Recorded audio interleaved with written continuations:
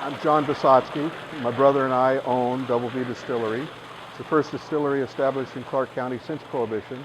We became incorporated in 2009 and we started selling vodka in 2013.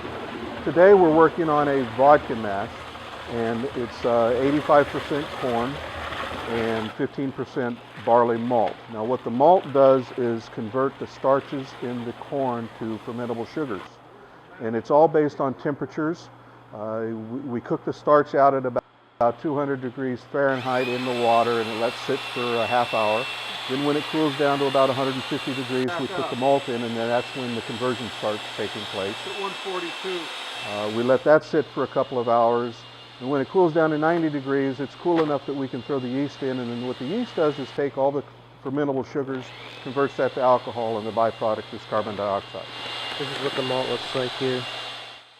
The craft distillery license that we have offers some benefits, but it also has some requirements that goes with it. The benefits are we can sell directly to the public out of our tasting room.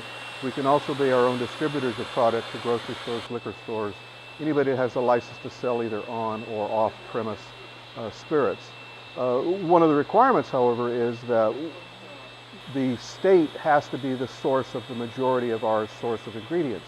And all of our corn is grown in Othello. All of the barley is grown in Moses Lake.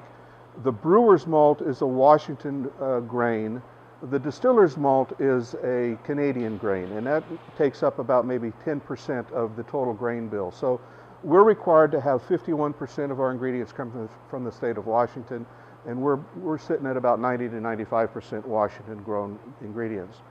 Both the farms that we get our grain from in Othello and Moses Lake are certified organic farms. Their process and procedures are all organically certified.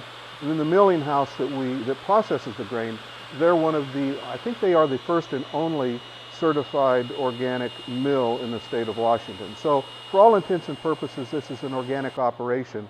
The limitation being the amount of distiller's malt that we need, which is critical to the process.